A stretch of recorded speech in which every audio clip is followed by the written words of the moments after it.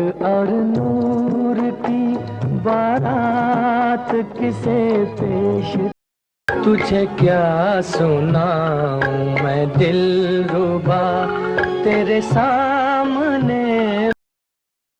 बस्ती पर्वत पर्वत गाता जाए बन। ये गाने हैं मोहम्मद रफ़ी के, जिन्हें बनाया था संगीतकार मदन मोहन ने।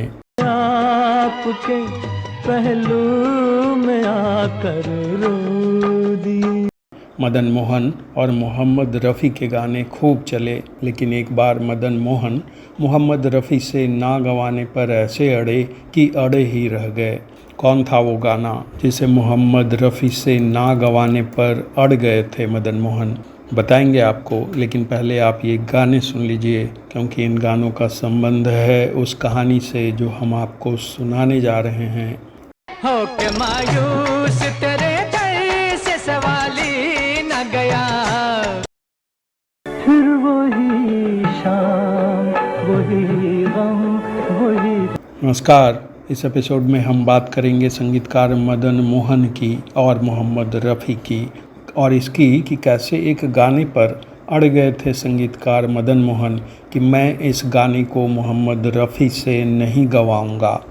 तो चलिए करते हैं कहानी की शुरुआत और चलते हैं 60 के दशक में। कहा जाता है कि तलत महमूद मदन मोहन को लखनऊ के दिनों से जानते थे, और दुनिया जानती है कि 1950 से 1955 में राज करने के बाद सिंगर एक्टर तलत महमूद का ग्राफ उतार पर था। कहा यह भी जाता है कि संगीतकार मदन मोहन फिल्म की कहानी और उसके कैरेक्टर्स से समझ जाते थे कि गाने में क्या डालना अच्छा रहेगा। तो ऐसे में संगीतकार मदन मोहन को एक फिल्म मिली, नाम था जहां आरा। इस फिल्म के प्रोड्यूसर थे ओम प्रकाश, जिन्हें दुनिया कैरेक्टर एक्टर के रूप में पहचानती है। जहां आरा में थे भारत भूषण, जहां आरा बनी थी माला सिन्हा। तो हुआ ये कि प्रोड्यूसर ओम प्रकाश चाहते थे कि इस फिल्म में भारत भूषण के लिए मोहम्मद रफ़ी गाएं, जबकि कंपोजर मदन मोहन को लगता था कि उनके लिए तलत महमूद ज़्यादा ठीक रहेंगे। तो बात मोहम्मद रफ़ी पर अटक गई थी। फिर मदन मोहन ने ही इसका हल सुझाया। उन्होंने कहा कि मैं अपने खर्चे पर तलत महमूद से गाना रिकॉर्ड करवाता हूँ। अगर प्रोड्यूसर ओम प्रकाश को गाना ठीक लगा तो इस पर आगे बढ़ा जाएगा।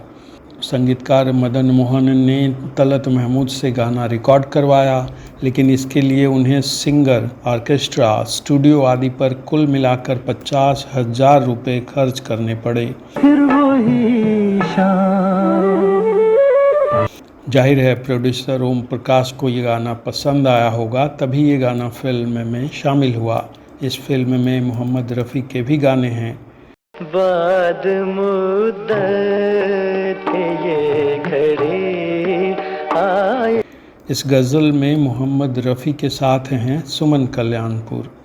ईद से पहले मेरी ईद हुई। इस फिल्म के गानों को लिखा था राजेंद्र कृष्ण ने। फिल्म जहां आरा के गाने तो खूब चले, लेकिन ये फिल्म बॉक्स ऑफिस पर पिट गई। कहा यह भी जाता है कि जहां आरा के रिलीज़ के चौथे दिन ही किसी विवाद की वजह से इसे सिनेमा घरों से उतार लिया गया था। इसके बारे में ज़्यादा जानकारी नहीं है, इसलिए इस पर ज़्यादा कुछ कहा नहीं जा सकता। ये तो हुई मोहम्मद रफ़ी से ना गंवाने की बात। अब 1964 से सीधे चलते हैं 1975 में, संगीतकार मदन मोहन की मौत से कुछ पहले। उन दिनों लैला मजनू बन रही थी। इसे बना रहे थे एच.एस. रावेल। इस फिल्म में थे ऋषि कपूर और रंजीता। अपने महबूब का नाम नहीं पूछोगे? पूछने की जरूरत नहीं। दुनिया में सिर्फ एक ही मर्द है जो मुझे इस तरह सीने से लगा सकता है, और वो गैस के सिवा और कोई नहीं हो सकता।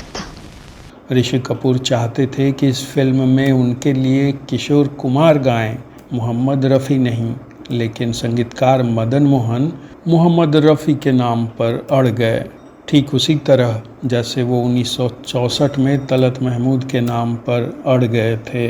संगीतकार मदन मोहन को लगता था कि लैला मजनू में मोहम्मद रफ़ी ही ठीक रहेंगे, किशोर कुमार नहीं। आखिर ऋषि कपूर को झुकना पड़ा, उनके लिए गाया मोहम्मद रफ़ी ने। जमाले यार देखा है, जमाले यार देखा। संयोग देखिए कि साल 2024 दोनों कलाकारों के जन्म का शताब्दी वर्ष है।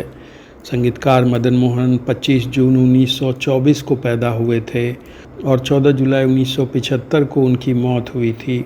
मोहम्मद रफ़ी का जन्म 24 दिसंबर 1924 को हुआ था और 31 जुलाई 1980 को इस दुनिया को छोड़ गए थे।